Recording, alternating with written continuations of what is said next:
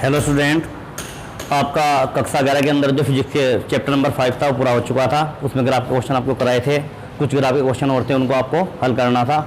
अब हमारे पास chapter number इसका 6 शुरू होता है और चैप्टर नंबर 6 हमारे पास है सदिश विश्लेषण। सदिश विश्लेषण यानी हमको वेक्टर का एनालिसिस करना इसके अंदर।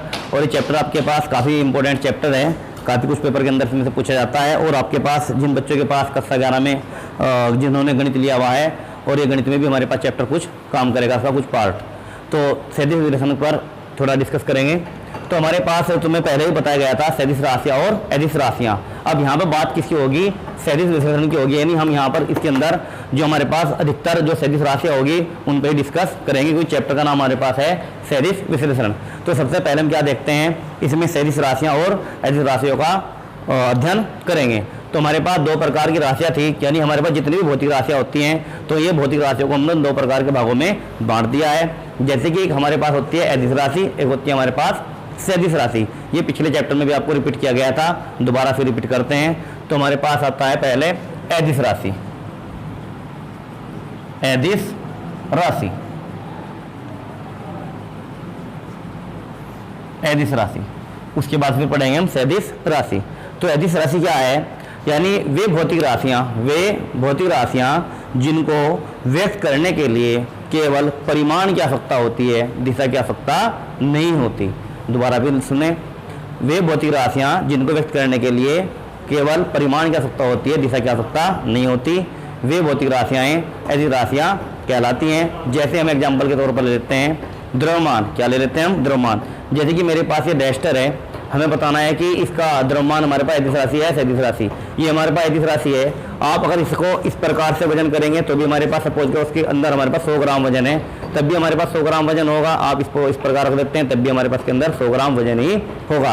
तो हमारे पास इस प्रकार की राशियाँ अदिश राशियाँ होती हैं। जैसे कि हम काफ़ी सारे एग्जाम्पल्स में लेंगे, जैसे कि द्रव्यमान है हमारे पास अदिश राशि, घनत्व है अदिश राशि, हमारे पास चाल है अदिश राशि, दूरी है हमारे पास अदिश राशि, आयतन है हमारे पास अदिश राशि। तो हमारे पास इस प्रकार की राशियाँ क्या होती हैं? हमारे पास अदिश राशियाँ होती हैं। इनमें ओनली परिमाण की आवश्यकता होती है, दिशा की आवश्यकता नहीं होती। तो उसके बाद आता है हमारे पास सदिश राशियाँ। सदिश राशियाँ, सदिश राशियाँ, सदिश राशियाँ क्या होती हैं? वे भौतिक राशियाँ जिनको व्यक्त करने के लिए परिमाण और दिशा दोनों आवश्यक होते हैं। जिनको व्यक्त करने के लिए परिमाण और दिशा दोनों आवश्यक होते हैं, वे राशियाँ सदिश राशियाँ कहलाती हैं। जैसे हमारे पास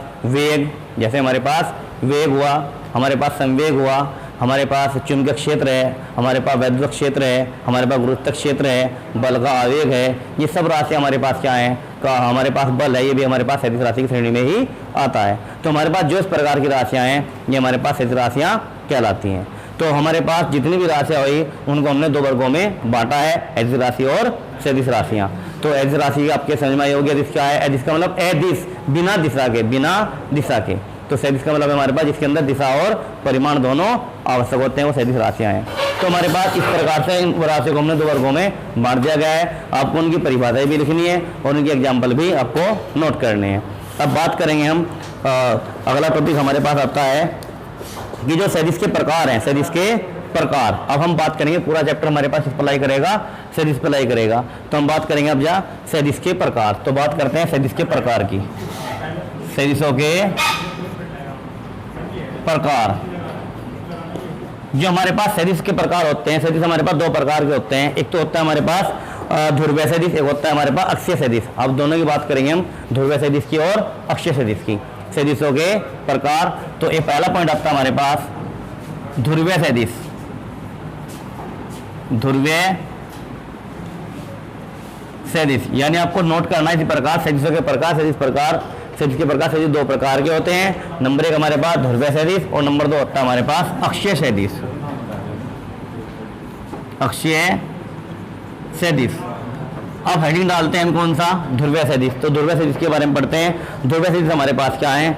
यानी वे सदिश जो एक निश्चित बिंदु से प्रारंभ होते हैं, वे सदिश जो एक निश्चित बिंदु से प्रारंभ होते हैं, या आप ये कह सकते हो जो एक निश्चित बिंदु की ओर कार्य करते हैं। हम ये बोल सकते हैं कि ऐसे सदिश जो एक निश्चित बिंदु से एक निश्चित बिंदु की ओर कार्य करते हैं या एक निश्चित बिंदु से प्रारंभ होते हैं। जैसे कि जो हमारे पास सदिश होगा, जो हमारे पास क्या होगा सदिश, जैसे कि हमने कहा वेक्टर ए या वेक्टर सदिश ए, तो जो हम इसके ऊपर निशान लगाएंगे, हम इस प्रकार एरो का निशान इसके ऊपर लगाएंगे तो ये एक निश्चित बिंदु से शुरू होता है। इस प्रकार से इधर से शुरू हुआ हमारे पास, इधर की ओर चला। तो हमारे पास कहने का तात्पर्य हुआ जो हमारे पास सदिश राशियाँ होगी उनके ऊपर हम एक एरो का निशान यहाँ पर लगाएंगे और एरो का निशान हम इस प्रकार से लगाएंगे। जैसे हमारे कोई वेक्टर बी है तो हमको निशान इस पर इस तरह का नहीं लगाना कि हमारे पास ये सदिश है, हमको निशान किधर से लगाना है, इस तरह से निशान लगाना है इसके ऊपर, इस तरह से। तो हमारे पास क्या बन गई है, सदिश राशि बन चुकी है। तो हमारे पास दो प्रकार के सदिश हुए, ध्रुवीय सदिश और अक्षय सदिश। तो बात कर रहे हैं हम किसकी, ध्रुवीय सदिश की, यानी वे सदिश जो एक निश्चित बिंदु से प्रारंभ होते हैं या ये कह सकते हैं जो निश्चित बिंदु की ओर कार्य करते हैं। तो ऐसे सदिश हमारे पास ध्रुवीय सदिश कहलाते हैं। जैसे कि हमारे पास काफ़ी सारे एग्जाम्पल है इसके अंदर, विस्थापन है हमारे पास, या संवेग है, या हमारे पास वेग है, ये हमारे पास क्या है, या हमारे पास बल है, ये हमारे पास कैसे सदिश है, ये हमारे पास ध्रुवीय सदिश हैं। और ध्रुवीय सदिश क्या होंगे, एक बिंदु से प्रारंभ होंगे या एक निश्चित बिंदु की ओर कार्य करते हैं। अब बात करते हैं हम किसकी, अक्षीय सदिश की। किसकी बात करते हैं, अक्षीय। अक्षय का मतलब किसी एक अक्ष की ओर घूमना, किसी एक अक्ष की ओर घूमना। जिस प्रकार हमारे पास पृथ्वी है, पृथ्वी एक अक्ष पर घूमती है, तो जिस प्रकार आपके पास घर में पंखा होगा, पंखा भी क्या करता है, एक ही अक्ष पर क्या कर रहा है, घूम रहा है। या फिर हमारे पास साइकिल का पहिया है, वो भी एक एक्सल के ओर ही चारों ओर घूमता है। या हमारे पास बाइक का पहिया हो सकता है, किसी कार बस वगैरह का पहिया, ट्रेन का पहिया हो सकता है, वो एक अक्ष के परितः चारों ओर चक्कर लगाता है। तो हमारे पास इस प्रकार के जो हमारे पास एग्जाम्पल्स होंगे वो सारे क्या होंगे, हमारे पास अक्षीय सदिश होंगे। तो परिभाषा किस प्रकार ले सकते हैं हम, वे सदिश जो घूर्णन प्रभाव को व्यक्त करते हैं। घूर्णन का मतलब घूमना, यानी वे सदिश जो घूर्णन प्रभाव को व्यक्त करते हैं, वे सदिश हमारे पास अक्षय सदिश कहलाते हैं। इसमें हम काफ़ी सारे एग्जाम्पल ले सकते हैं, जैसे कि हमारे पास बलाघूर्ण, क्या होता है हमारे पास, बलाघूर्ण, या कोणीय वेग या कोणीय संवेग। क्या क्या एग्जाम्पल हो सकते हैं इसके, बलाघूर्ण, बल आघूर्ण, या सकता है हमारे पास कोणीय वेग,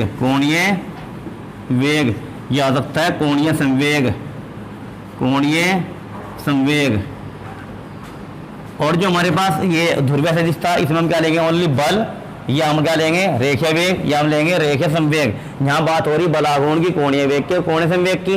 तो कोणीय संवेग कहाँ उत्पन्न होता है और कोणीय वेग कहाँ उत्पन्न होता है, बलाघूर्ण कहाँ उत्पन्न होता है। जब वस्तु हमारे पास, जैसे कि पंखा हमारे पास घूम रहा है, तो उसके अंदर हमारे पास जो वेग है वो कौन सा वेग हमारे पास, वापस का कोणीय वेग या कोणीय संवेग या कोणीय विस्थापन, ये भी इससे संबंधित है हमारे पास।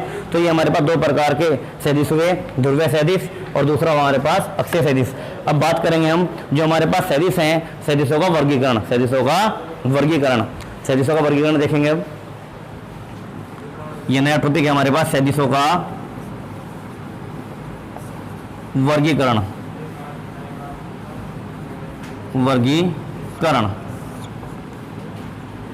सदिशों का वर्गीकरण। तो सदिशों के वर्गीकरण में हमारे पास काफ़ी सारे इसके अंदर सदिश हैं, तो हम सदिशों को पढ़ेंगे। तो सदिशों का वर्गीकरण, सबसे पहले पॉइंट आता है हमारे पास समान सदिश। क्या आता है, समान सदिश। पहला पॉइंट है इसका हमारे पास सदिशों के वर्गीकरण का, समान सदिश। किस प्रकार के सदिश होंगे, जैसे कि मैंने एक वेक्टर ए बना दिया, वेक्टर ए, और ये वेक्टर बना दिया मैंने वेक्टर बी, यानी ऐसे सदिश हम इसको चित्र ऐसे भी बना सकते हैं और उसका चित्र ऐसे भी बना सकते हैं। यानी जो भी हम चित्र बनाएंगे उसमें हमारे पास दोनों वेक्टर एक ही दिशा में होने चाहिए और दोनों क्या होने चाहिए, समांतर होने चाहिए। तो इस प्रकार के सदिश हमारे पास कहलाएंगे समान सदिश। यानी कंडीशन क्या है, ऐसे दो वेक्टर भी हो सकते हैं, ज़्यादा भी हो सकते हैं। ऐसे सदिश जो हमारे पास समांतर हो, जो हमारे पास क्या हो, समांतर हो और परिमाण में क्या हो, समान हो। इस प्रकार के सदिश हमारे पास क्या कहलाते हैं, समान सदिश कहलाते हैं। और चित्र आपके सामने बना हुआ है, कैसे कहलाएंगे समान सदिश, उनकी दोनों की दिशा एक दिशा में होनी चाहिए और दोनों के बीच की दूरी यानी वे हमारे पास एक दूसरे के समांतर होने चाहिए। तो इस प्रकार के सदिश हमारे पास क्या कहलाएंगे, समान सदिश कहलाएंगे। परिभाषा एक बार रिपीट कर देता हूँ, ऐसे सदिश जो समांतर हो और परिमाण में क्या हो, समान हो, तो इस प्रकार के सदिश हमारे पास समान सदिश कहलाते हैं। अब बात करते हैं किसकी, विपरीत सदिश या ऋणात्मक सदिश। विपरीत सदिश या ऋणात्मक सदिश, इनका दूसरा नाम भी है हमारे पास, समान सदिश को बोलते हैं समदिश सदिश, और जो विपरीत सदिश होता है उसको बोलते हैं विपरीत सदिश। विपरीत सदिश या दूसरा नाम है इसका ऋणात्मक सदिश। ऋणात्मक सदिश यानी हमारे पास जो ऋणात्मक सदिश होता है या विपरीत सदिश होता है, इसमें क्या होता है हमारे पास, इसमें हमारे पास इस प्रकार के सदिश होंगे, यानी इस प्रकार के सदिश होंगे कि वो आपस में तो क्या है, समांतर हैं, परंतु उनकी दिशाएं क्या हैं, विपरीत हैं। तो इस प्रकार के सदिश हमारे पास क्या कहलाते हैं, विपरीत सदिश कहलाते हैं। जिस प्रकार एक वेक्टर मैंने बनाया और एक वेक्टर मैंने बना दिया, इसकी दिशा तो क्या कर दी मैंने, इस तरफ कर दी, और इसकी दिशा क्या कर दी मैंने, इस तरफ कर दी। तो इसकी दिशा इधर हो रही, इसकी दिशा इधर हो रही, परंतु आपस में क्या है, समांतर हैं। तो इस प्रकार के सदिश हमारे पास क्या कहलाते हैं, विपरीत सदिश या ऋणात्मक सदिश कहलाते हैं। तो परिभाषा क्या होगी हमारे पास इनकी, ऐसे सदिश जो समांतर हो परंतु परिमाण में क्या हमारे पास बराबर हैं, यानी ऐसे सदिश जो क्या है, समांतर हैं परंतु उनकी दिशाएं क्या है, विपरीत हैं, और परिमाण में वो बराबर हैं। इस प्रकार के सदिश हमारे पास क्या कहलाते हैं, वो हमारे पास विपरीत सदिश या ऋणात्मक सदिश कहलाएंगे। ठीक, इसके बाद हम करते हैं बात जो नंबर 3 आता है हमारे पास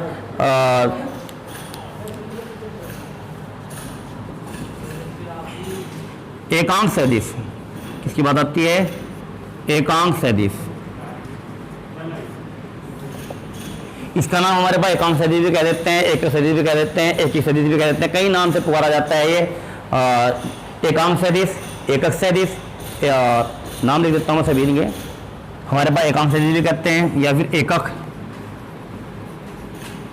सदिश या इकाई मात्रक सदिश, इकाई सदिश कह देते हैं या फिर मात्रक सदिश कहते हैं, काफी सारे नाम से पुकारा जाता है। तो यानी ये सदिश कैसा होगा हमारे पास, ऐसा सदिश जिसका परिमाण कितना हो, एक हो, जिसका परिमाण कितना हो, एक, यानी ऐसा सदिश जिसका परिमाण कितना हो, एक हो, तो हमारे पास क्या कहलाता है, वो एकांक सदिश या एकक सदिश या इकाई सदिश कहलाता है। यानी ऐसा सदिश जिसका परिमाण कितना हो, एक हो, एकांक सदिश कहलाता है। मान लिया हमारे पास कोई सदिश ए है, हम क्या लेना इसका परिमाण, का मतलब इसका मोड, इसका मान कितना होना चाहिए हमारे पास, एक होना चाहिए। तो इस प्रकार का सदिश हमारे पास क्या कहलाता है, एकांक सदिश कहलाता है। अब बात करते हैं हम इसकी ऐसा नंबर 4 की। नंबर 4 हमारे पास क्या है, ये हमारे पास एकांक सदिश हो चुका है, इकाई सदिश हो चुका है, हमारे पास शून्य सदिश, शून्य सदिश।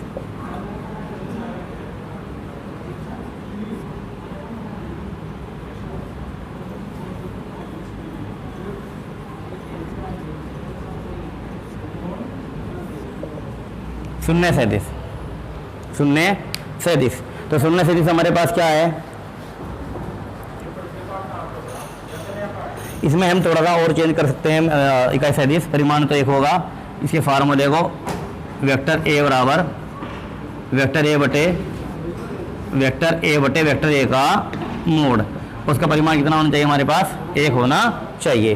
तो एकांक सदिश इकाई सदिश को हम इस प्रकार भी लिख सकते हैं, इसको कैप से रिप्रेजेंट करते हैं, यानी वेक्टर ए कैप बराबर वेक्टर ए बटे वेक्टर ए का मोड। ये भी सर क्या बोल सकते हैं, अगर हमारे पास बी है कोई सदिश तो ये बन जाएगा हमारे पास बी कैप बराबर वेक्टर बी बटे बी का मोड। इस प्रकार से लिख सकते हैं इसको। इसका परिमाण क्या होना चाहिए हमारे पास, एक होना चाहिए। अब बात करते हैं शून्य वेक्टर।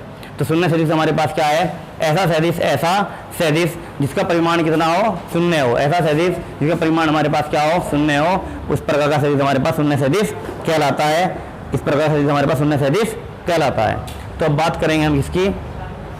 शून्य सदिश का मतलब कोई वेक्टर हमारे पास ए है, लेकिन इसका परिमाण कितना हमारे पास 0 होना चाहिए। तो इस प्रकार का वेक्टर हमारे पास क्या कहलाता है, शून्य सदिश कहलाता है। यानी ऐसा वेक्टर जो परिमाण में कितना हो, शून्य हो, शून्य सदिश कहलाएगा। अब बात करते हैं लंबकोणीय एकांक वेक्टर की। लंबकोणीय एकांक वेक्टर नंबर 5 आया इसका, लंबकोणीय एकांक वेक्टर।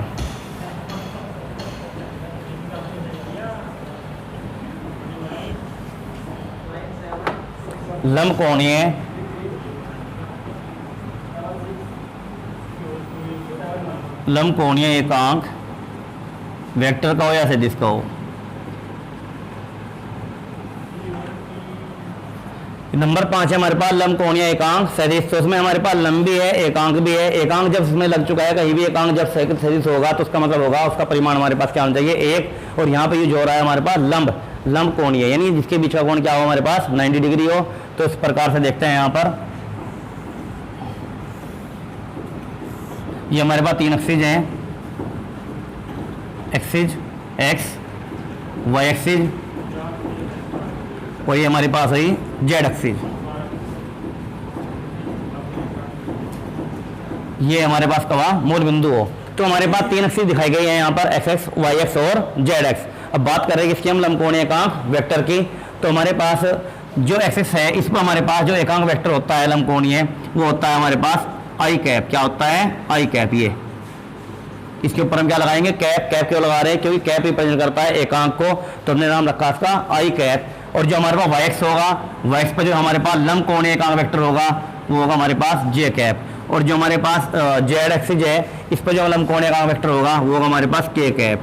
तो कहने का तात्पर्य हुआ जो हमारे पास ओ एक्सिस, ओ वाई एक्सिस और ओ जेड एक्सिस है इस पर हमारे पास लंबकोणीय एकांक वेक्टर जो होते हैं वो आई कैप, क्रम से आई कैप, जे कैप और के कैप होते हैं। और परिमाण में इनका मान कितना होता है? हमारे पास 1 होता है। तो इस प्रकार से हमारे पास ये वेक्टर लंबकोणीय एकांक वेक्टर कहलाते हैं। दोबारा फिर सुन लेंगे, हमारे पास ओ एक्स, ओ वाई और ओ जेड एक्सिस पर लंबकोणीय एकांक वेक्टर आई कैप, जे कैप और के कैप हैं। इनका हमारे पास परिमाण कितना होता है? 1 होता है। तो इस प्रकार से हमारे पास ये वेक्टर लंबकोणीय एकांक वेक्टर कहलाते हैं। अब इनका हमारे पास कितना मान होगा इनका? इस प्रकार से लिख सकते हैं हम यहाँ पर इनको, आई कैप का मान भी 1 होगा, जो जे कैप है इसका मान भी 1 होगा, जो के कैप है इसका मान भी हमारे पास 1 ही होगा। तो जो हमने लगा रखा मोड, इसका मतलब है ये राशियां हमारे पास क्या हो जाती हैं? एदिश राशियां हो जाती है जब इनका मोड ले लेते हैं। अगर जब हम इनको प्रश्न सिखाएंगे तो हम आपको ये मोड लेना सिखाएंगे, इसका मान ये मोड लेकर किस प्रकार मान किसी वेक्टर का हम निकालते हैं। तो फिलहाल हमारे पास ये वेक्टर से, और अब हमारे पास आता है इसके अंदर समतलीय सदिश। क्या आता है हमारे पास? सहसमतलीय सदिश, सहसमतलीय सदिश और सह प्रारंभिक सदिश। तो पहले हम लेते हैं सह प्रारंभिक सदिश को, सह प्रारंभिक सदिश। तो सह प्रारंभिक सदिश को देखते हैं पहले। सह प्रारंभिक सदिश यानी हमारे पास क्या है? सह प्रारंभिक सदिश है। तो सह प्रारंभिक सदिश कैसे कहेंगे हम वे सदिश जिनका प्रारंभिक बिंदु समान हो, यानी वे सदिश सह सदिश हमारे पास होंगे। हमारे पास वे सदिश जिनका प्रारंभिक बिंदु क्या हो? हमारे पास समान हो, हमारे पास क्या कहलाएंगे? वो सह प्रारंभिक सदिश कहलाएंगे। यानी ऐसे सदिश जिनका प्रारंभिक बिंदु क्या होता है? समान होता है, वो सह प्रारंभिक सदिश कहलाते हैं। जैसे इसका चित्र देखते हैं कि हमारे पास ये सदिश है, ये हमारे पास कोई पॉइंट है यहाँ पर, ये सारे सदिश हमारे पास इससे ही निकल रहे हैं। तो हमारे पास ऐसे ये सदिश ऐसे बन चुके हैं कि इनका प्रारंभिक जो बिंदु हमारे पास वो एक ही है। मान लिया ये सदिश, ये भी सदिश और ये भी सदिश और ये भी, ये हमने कितना मान लिया? ए सदिश मान लिया। ये कितना? बी, ये कितना? सी और ये कितना? डी। तो हमारे पास हम देख रहे हैं कि इनका जो प्रारंभिक बिंदु है, सभी का प्रारंभिक बिंदु हमारे पास क्या है? एक ही है। तो इसलिए कहलाए हमारे पास सह प्रारंभिक सदिश। यानी ऐसे सदिश जिनका प्रारंभिक बिंदु एक ही होता है सह प्रारंभिक सदिश कहलाते हैं। तो इसके अंदर हमको चित्र भी बनाने हैं प्रत्येक के अंदर। अब हमारे पास आता है नंबर 7, सहसमतलीय सदिश। सहसमतलीय सदिश,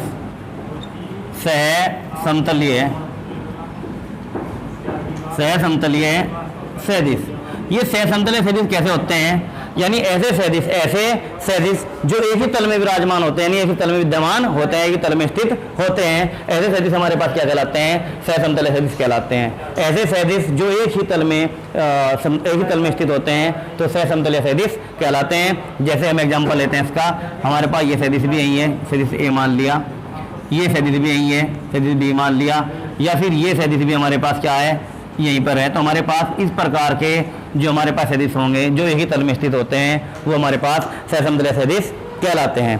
ठीक, तो इस प्रकार से हमारे पास काफ़ी सारे इसके पार्ट हुए हैं। तो हमारे पास सारे के सारे क्या हैं? हमारे पास सदिशों का वर्गीकरण था। इसमें हमारे पास काफ़ी सारी परिभाषाएं हैं। तो इन परिभाषाओं को आपको लिखना भी है और इनके जो हमने चित्र बनाए हैं प्रत्येक के सामने वही चित्र इसके बनाना है। उस चित्र के माध्यम से आप अच्छी तरह से इनको समझ सकते हैं। ठीक, अगर आप इसको काम को लगातार देखते रहें और लगातार लिखने देखकर और समझकर अपनी कॉपी के अंदर नोट करते रहें और समय समय पर कॉपी भी चेक कराते रहें। धन्यवाद।